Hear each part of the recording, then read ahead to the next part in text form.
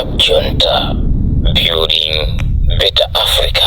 Anize ndine Alex Banda poyamba na imiti yake. Boma latsiriza kulipira ndalama zogulira chimanga matani 200,000 ku Zambia. Mgwirizano wawo omwe akuyenera kumanga Mombera University akuwunikanso. Bungwe la mera lati likufuna kudzaza nkhokwe za mafuta agalimoto kufuna kuthana ndi mavuto amgonagona. Ndipo mzamasewero mphunzitsi wa timu ya Scorchers za Love Mofazili wasankha mndandanda wawo omwe unathandiza timu iyi kupeza malo ku AFCON kuti asewere mpikisano wa maiko atatu. Tsopano muonere nkhanizi. Boma lati latsiriza kulipira ndalama zomwe zinatsala pa dongosolo logula chimanga matani 200,000 kuchokera mdziko la Zambia. Nduna ya zaulimi a Rosa Fachimbirizi yati boma lapereka ndalama zotsatirazi pofika lachitatu. Imoni Piringu ali ndi nkhani yonse. Unduna wa zaulimi wati wapita patsogolo pa chikonzero chake chofuna kugula chimanga chokwana matani 200,000 kuchoka ku dziko la Zambia. Nduna ya zaulimi ya Rosa Mbirizi yati boma tsopano latsiriza kupereka ndalama zomwe boma la Malawi limenera kupereka mwa ndalama zokwana $77 million zomwe ndi pafupifupi 135 billion kwacha pa ntchito yogula chimangayi. Ambirizi aonjezera kuti chimangachi chikuyembekezera kuyamba kufika mdziko lino mwezi wa Disemba, potsindika kuti chimanga chomwe akugawa pakali pano achitenga mu nkhokwe zomwe zimasunga chimanga mdziko lomwe lino. Chimangacho ndi chimanga choti pano pachikugawidwa. Of course tinatenga chimanga chimene tinali nacho mu nkhokwe yathu kuti chikabwera cha ku Zambia tidzapanga replace, koma everything is in place. Ndalamazo zaperekedwa ndikukhulupirira kuti paidzulo tinali kuti talipira ndalama, so chimanga chikuyenera kuti chizibwera kupanga replace chija ndi kutinso chikwanire pa 200,000 metric tons imene tikufuna. Katswiri pa zaulimi Leonard Chimwaza wayamikira undunawo pochita changu pa ntchitoyi, ndipo ati izi zikupereka chiyembekezo kwa anthu omwe akukumana ndi vuto la njala mdziko lino. Lingaliro lofuna kumalizisa kulipira ndicho lingachiona kuti chimanga chibwere kuno ku Malawi kuchokera ku Zambia ndi labwino kwambiri, chifukwa zithandizira kuti chiopsezo chimenechi cha njala chikhale chocheperako, komanso kuti Malawi akhale ndi chakudya chokwanira kufikira tili ndi kholola lina kumathero kwa mvula ya ulimi uno. Dziko la Malawi linagula chimanga mdziko la Zambia pofuna kuthandiza anthu oposa 4 million omwe akumana ndi njala, monga momwe linafotokozera ripoti la Malawi Vulnerability Assessment. M'malo mwa Zodiac kuno ku Lilongwe, ndine Imoni Piringu.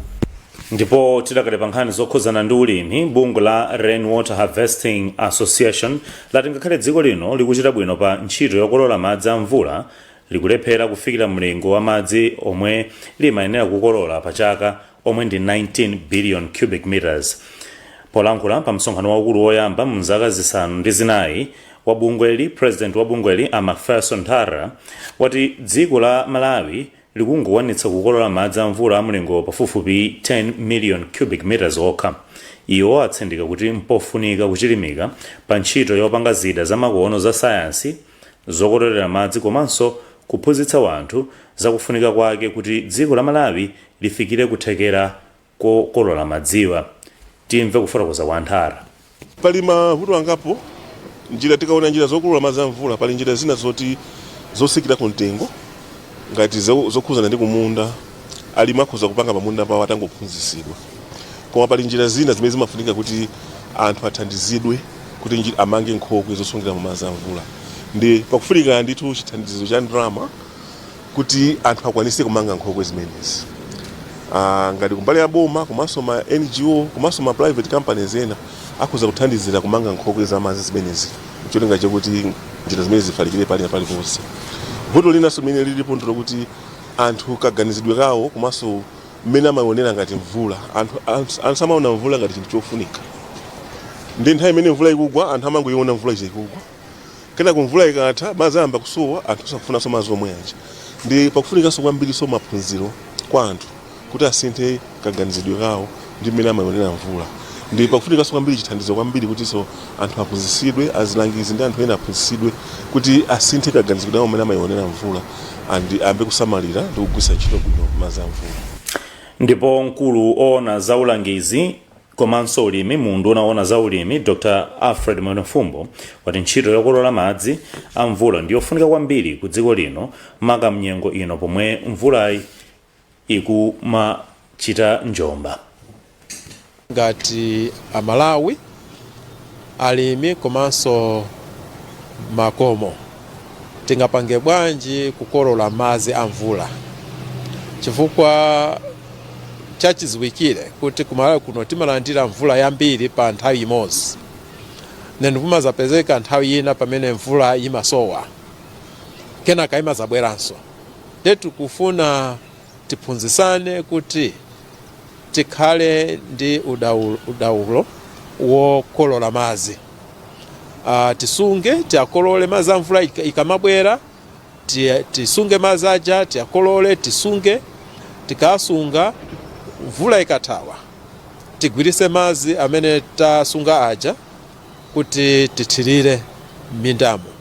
Komanso chimodzi timakambirana nchakuti ngakhale mwina ndi mwina kumapezeka kuti mvula yabwera komanso zithabwi za madzi zilipo, madzi amapezeka, anthu saganizira kuti mvula ikasowa akhoza kugwiritsa ma watering can kapena zigubu kukatenga madzi aja kumathirira m'minda mwawo. Timalolera kuti mbewu iume koma madzi ali pafupi chifukwa muchikhalidwe chathu sitinazolowere kuti nthawi ya mvula munthu akhoza kuthirira munda mwake. So chimene chonso ndi chimene tifuna tiphunzitsane kuti kodi Amalawi tingapange bwanji kuti tikakolola madzi a mvula tizitha kugwiritsa ntchito kumaminda kwathu.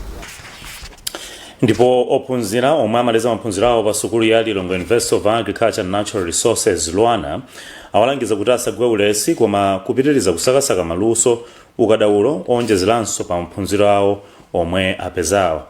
Vice Chancellor wa sukuluyi Professor Emmanuel Kaunda wati dziko lino likusintha ndipo nkofunika kuti nawo azitsatira ndi kupeza ukadaulo owonjezera omwe ungawathandize kukhala ndi mayankho pa mavuto omwe dziko lino limakumana nawo. Ophunzira oposa 1400 ndiwo alandira kalata zosonyeza kuti atsiriza maphunziro awo pa Luwana dzulo. Rachel Juraya ndi nkhani yonse. Wachiwiri kwa Chancellor wa sukulu ya Lilongwe University of Agriculture and Natural Resources Professor Emmanuel Kaunda walangiza ophunzira omwe amaliza maphunziro awo kuti asapinde manja koma m'malo mwake apitirire kuphunzira luso losiyanasiyana ndi kuyika chidwi pofunafuna mwayi m'maluso osiyanasiyana. Professor Kaunda wati dziko likupitirira kusintha ndipo ophunzira awa asayale mphasa ndi kukhutira ndi pepala lomwe apeza koma m'malo mwake atsatire ndi kumvetsetsa momwe njira zamakono zikugwirira ntchito kuti athe kukhala mbali imodzi ya mayankho pa mavuto omwe dziko lino likumana nawo. Ndimanena kuti asakhale kuti apanopo ndatenga degree ndiye kuti pano ndamasuka zinthu zili bwino kumangogona. Munthu udzuka adzuka 8 koloko ali ndatenga degree poti mina ndatenga distinction, mina ndatenga diploma, ndatenga makuti. Mafuna kuwawuzisa kuti AI mene atengera degree manager iwo athandize kuti pano apeze zinthu zambiri komanso kudziko kuno asisintha. Ndipo mlembi wamkulu ku unduna wa zamaphunziro akene Ndala walimbikitsa ophunzirawa kuti achilimike ndi kugwiritsa ntchito kadaulo omwe apeza pofunafuna mayankho ku ena mwa mavuto omwe dziko lino likukumana nawo. Feyo monga boma tikuona kuti ndi chinthu chofunikira kwambiri chifukwa choti ndekuti tatulusa kapena anthu amene okwana 1484 amene athandize kutukula dziko lino chifukwa ndi gawo limodzi limene lili mu buku lathu la chitukuko cha Malawi limene timaiti Malawi 2063 limene likulongosola za monga mmene Malawi angatukukire. Ndipo m'mawu ake mmodzi mwa ophunzira omwe amaliza maphunziro awo Hachimwemwe Mutaa wati ndi wokonzeka kugwiritsa ntchito kadaulo omwe wapeza kudzera m'maphunziro ake pothandizira pa chitukuko cha dziko lino. Nkhani imene ndi wokonzeka kale kuti ndikathandize Malawi pa mavuto amene tikumana nawo chifukwa pa program imene ndimapanga imene ndimanena kuti biotechnology kugwiritsa ntchito upangiri umene ndaphunzirawo tikoza kukapangisa kuti even kupanga manipulate imene tilingati kusintha mbewu zija kuzipangisa kuti even kajini kenaka kaupangira amene timati kajini kukatenga kuchokera mu mbewu zina zake zimene zimapirira kuchilala kuyikisa mbewu zimene sizingapirire kuchilala. Ophunzira oposa 1400 ndi omwe amaliza maphunziro awo pa sukuluyi. M'malo mwa Zodiac kuno ku Lilongwe ndine Rachel July. Boma lati liunikanso mgwirizano ndi kampani yomwe anayipatsa ntchito yomanga Mombera University m'boma la Mzimba, ntchitoyi isanayambirenso. Nduna ya zamaphunziro a Bright Msaka ndiyo yauzatu lankhani dzulo ku nyumba ya malamulo kuti akufuna kuchita izi pofuna kuonetsetsa kuti panalibe zachinyengo zina zilizonse zomwe zinachitika pa mgwirizanowu. Imon Piringu anali ku nyumbayi ndipo wadzandiripotili. Nduna ya maphunziro a Bright Msaka yati ntchito yofuna kupitiriza kumanga Mombera University iyamba posachedwapa. Ansaka komabe ati boma likufuna kufufuza mgwirizano omwe unalipo pakati pa boma lakale komanso kampani yomwe inayamba kumanga sukuluyi ati pofuna kuona ngati panali zachinyengo kapena ayi. Iwo atalandiranso malipoti ofotokoza kuti ogwira ntchito anachoka pamalopa kamba koti samalandira ndalama. Poyankha mafunso mnyumba ya malamulo, Ansaka ati akufuna kutsiriza ntchito yomanga Mombera University mkatikati mwa zaka zisanu zikubwerazi. Ntchito iyamba pano chimecho ndicho kuti mumvese ntchito iyamba pano koma sumangofikira kupitiriza chinthu usanachiunike kuti chikuyenda bwanji chimayenda bwanji simatani. Iniyo ngati munapita posachedwapa ndikaona kuti umenya kugwidwa ntchito siripoti imene ndalandira ine. Ripoti imene ndalandira ndikuti anthu sakugwira ntchito chifukwa samalipidwa nalibe ndalama. So ripoti imene ndalandira ine ndi limenelo. So itipitirize ndi anthu amene asiyawo tiafunsa mapanga chani manayamba bwanji ntchitoyi zinali quality tikayipanga investigate contract tipanga inherit kupitiriza nawo. Mkulu wa bungwe la Center for Social Accountability and Transparency Awire Kambwandira wayikira kumbuyo ganizoli ngakhale wati sankuyembekezera kuti pakhala ndale pa nkhani iyi. Nthawi zina zimangopangitsa kuti mwina ma project ngati awa achedwe kapena kuti pangokhala kulozana zala pakati pa ndale. Ndiye kukhulupirira kuti kupita patsogolo zimene zichitike mwachangu ndicho linga chonena kuti pasakhale mwina kuchedwaso pa project imene imayenera kutha zaka zapitazi. Izadza pomwe mtsogoleri wa dziko lino apita Muthalika asankha wachiwiri wawo wina Ainoki Chihana kuti ndi omwe ayang'anire ntchito yomanga university. M'malo mwa Zodiac ku nyumba ya malamulo ndine Imon Piringu. Mukwanira nkhani masanano pano pa Zodiac ndi ine Alex Banda. Tipumire pang'ono tibweranso pano zikangotha izi. Club Junta, building better Africa. Takulandiraninso koma tisanapitirire tatiye ntionenso mitu ya nkhani zathu.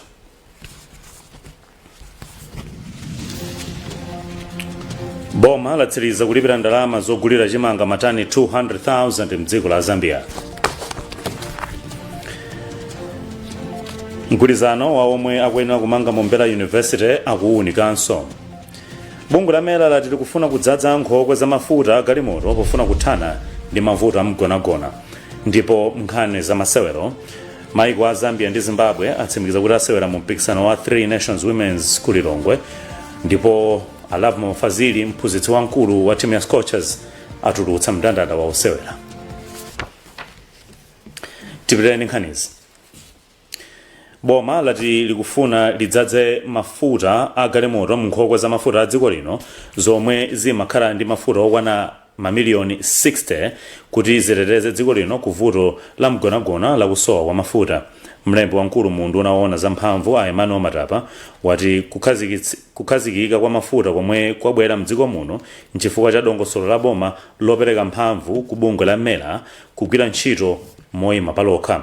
Iwo analankhula izi ku Lilongwe pamwambo otsekera ntchito ya Mera yotchedwa Training Project pamodzi ndi bungwe la EU. Sarah Tembo ali ndi nkhani yonse. Boma lati layamba ntchito yotukula njira zopangira magetsi, kuyendetsa komanso kugawa kwa magetsi, komanso kuonetsetsa kuti mafuta a galimoto akupezeka mosalekeza mdziko lino. Polankhula pamwambo okondwerera mapeto a projekiti ya Twinning, mlembi wamkulu mundu unaona za mphamvu a Emmanuel Matapa wati kupereka mphamvu ku bungwe la Mera poyendetsa ntchito zake mu masuka komanso kusintha mitengo ya mafuta motsatira msika wa pa dziko lonse ndiko kungapereke kukhazikika kwa mafuta komanso mphamvu za magetsi mdziko lino. Kumbuyo kosa mukumbukira kuti nali ndi vuto loti mtengo wa mafuta sumasintha. zimenezo ndi tikunena ma problem a governance yo kuti mera sinali free maybe kupanga zinthu zina zimenezozo pakali pano zasika mera ikha free kupanga momwe bungwelo linapangidwira.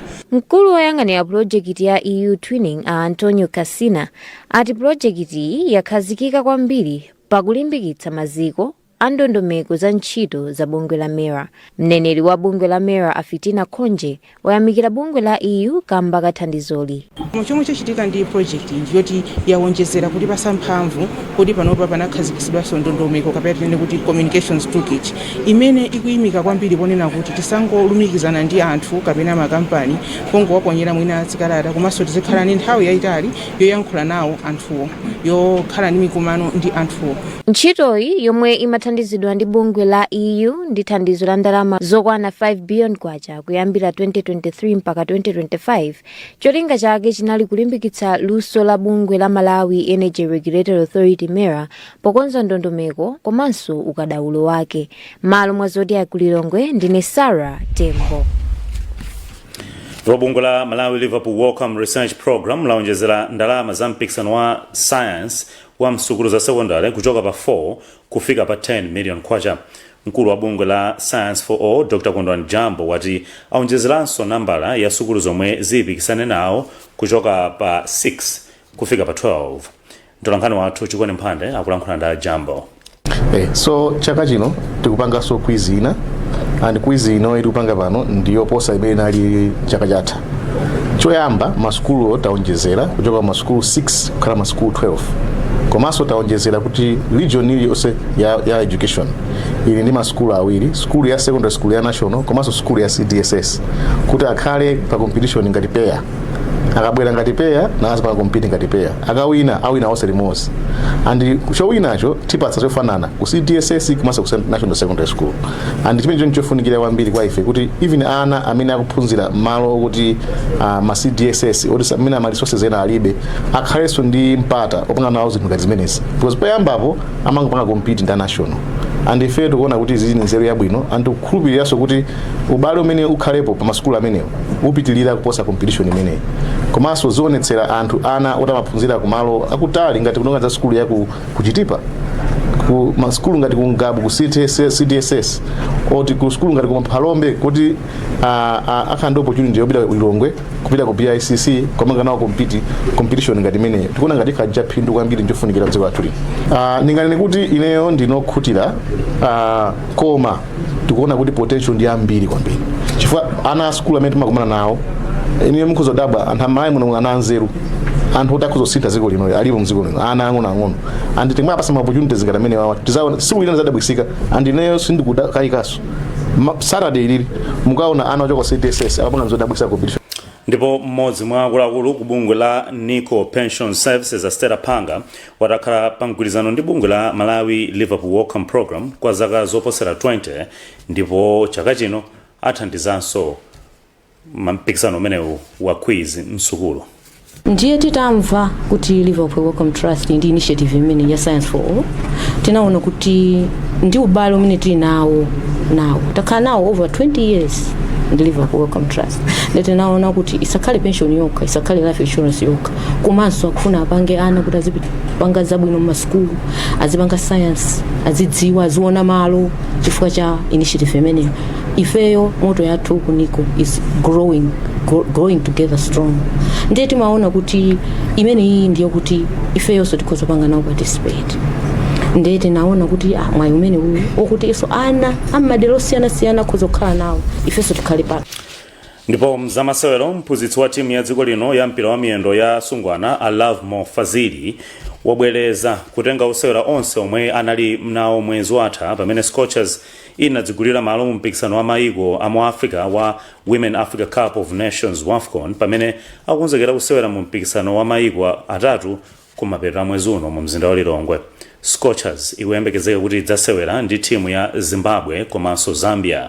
Afazili ati cholinga chawo ndikukhala ndi timu ya mphamvu kupikisana ndi maiko amu Africa ndipo panopa sinthawi yoyesa osewera atsopano chifukwa chake angofuna kuti akhale ndi osewera omwe ali nawo kale. Komabe osewera kwa Kansas Current ku dziko la America Temwa Chawinga sakhala nawo pa mndandanda kamba kuti ngovulala koma mchemwali wake Tabitha adzasewera nawo masewerowa. Apanso tunde pamapeto pa nkhanizi masana ano koma tisanasiyane tionenso mitu yake. Boma latsiriza kulipira ndalama zogulira chimanga matani 200,000 mdziko la Zambia. Mgwirizano wa omwe akuyenera kumanga Mombera University akuwunikanso. Ndipo bungwe la mela lati likufuna kudzaza nkhokwe za mafuta agalimoto pofuna kuthana ndi vuto la mgonagona la kusowa. Ndipo mzamasewero mphunzitsi wa Scorchers za Love Mofazili wasankha mndandanda wa omwe athandizire timuyi kupeza malo ku AFCON kuti asewere nawo mpikisano wa maiko atatu ku mathelo a mwezi uno.